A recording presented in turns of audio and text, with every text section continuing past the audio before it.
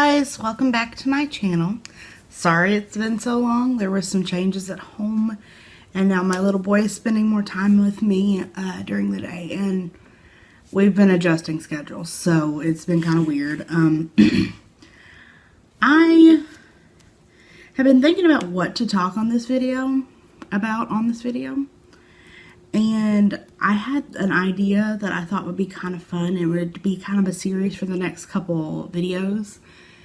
And so we're going to be talking about cliches in different genres. I read several different types of books. My book that I'm working on is a fantasy novel, but I also read romance and historical and a bunch of other things. So I thought it would be kind of fun to discuss some of the tropes of each genre. This is not to make fun of anybody. This is not to point at anybody. But I thought it would be something kind of fun for all of us to kind of consider and think about when it comes to what we're writing. And before I get too far in, if you enjoy this, please subscribe or leave a comment below. I would love to hear from everybody. If you have any other tropes that you feel deserve to be on this list, leave them down below. Maybe once we go through our first rounds, maybe we'll come back around and do a second round. Okay. So, one of my two favorite genres is romance. I love watching people falling in love and a budding romance to come to full bloom in a novel. Now that being said, there are some things that I have seen done over and over and over again. And unless you give it a twist, you really should be considering what you're writing about, because some of them might be a little on the cliche side. So, here are 5 cliche romance novel tropes. Number 1 is the insta romance. I know every person that ever talks about this is something that they mention. I'm sorry, so I want to do it as number 1 and get it right on out the way. Their eyes, they meet across the room, and all of a sudden they know that person is going to be the one for the rest of their lives. That's not how that works. Nobody falls in love instantaneously looking across the room. Insta-lust? That's possible. Insta-love? No. I mean, give your people a moment to marinate in their lustful thoughts and then have this bright bulb come off of the top of their head and be like, hey, I don't just want to have sex with this person. I want to marry them. I want to be with them forever. Make them do something to prove that maybe this is the right person. Instead of just, oh, this instantly works. It's going to work forever. No questions, no bumps in this relationship ever, because that doesn't happen. Which leads me to number 2. And that is the perfect vixen. The one with blonde hair and blue eyes, D-cup breasts, and a waist as big as Barbie. That leads on down to the most perfect bubble butt. Do people realize that people don't naturally look that way, right? I mean, generally if you have boobs and a butt, then you're going to have a little bit of tummy because you have padding.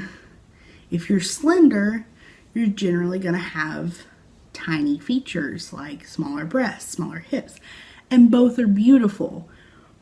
But it don't normally naturally happen with people having both of them.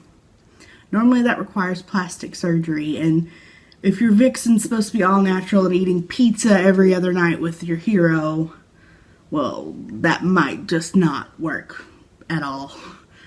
So that leads into number 3, which is the conformed bad boy. You all know what I'm talking about. He runs through women. He might have done a couple seedy things in his past, but this one woman, this person, out of all the people in the world, will make him change to be a better man. Okay, stop you right there. I've dated bad boys. And quite frankly, there's nothing you can do to change them. They either have to decide to change for themselves, or, and all these brutish tendencies that people are giving the excuse that they're alphas. No, he's not an alpha. He's just an asshole. Real men don't act like that. They don't have to assert their dominance all the time.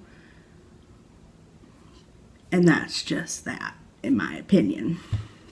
Number 4 is the independent woman who suddenly becomes dependent. She didn't need or want a man before she met him, but now that they're together and there's a problem coming their way and she doesn't know what to do. What's going on? What should I do? Are these my hands? Should I use my hands to help? No. I'm an independent woman, extremely independent, and I'm happily married. And believe you me, just because I married my husband doesn't mean I don't know how to take care of myself. In fact, I'm normally the bossy one telling him what to do. That's what we as women do. We don't rely, we have the plan. We make the game plan before they even think about it. And, I mean, I don't need Luke to make my decisions. I'm a big girl, and so is your heroine.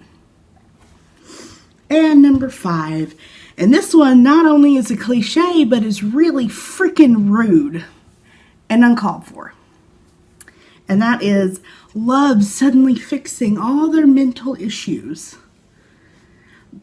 Examples, like the military man that you married that has PTSD and night terrors, and all of a sudden now that he's sleeping in his lover's arm every night, none of that happens all of a sudden. No, it don't work like that. A man can't fix your depression. You can't fix his PTSD. You love him despite not being able to help. And pray that one day it gets better. I mean, the night terrors can't go away just because you're there. And it's unfair to put that in your novel, because not only, yes, your target audience might be adults, but that doesn't mean young girls aren't reading it. I loved a good romance novel when I was in high school. I loved a good romance novel when I was in middle school. Much to my mother's chagrin, but I loved them. And, I mean, it's unrealistic, and it's setting up an unrealistic standard for those that are coming after you and that will read that and think that. What you should instead do is encourage your heroine to be sympathetic and help in ways that they can, but that doesn't mean it goes away. It doesn't mean he's not going to wake up in the middle of the night in sweats. But she needs to be there in any way he needs it. That being said, that is all I have for you today. I am hoping to start being more regular with my videos. If you have any topics that you want me to discuss, please leave them down below. And I guess I'll see you next time. Have a good day, week, month, night, whatever. Bye, guys.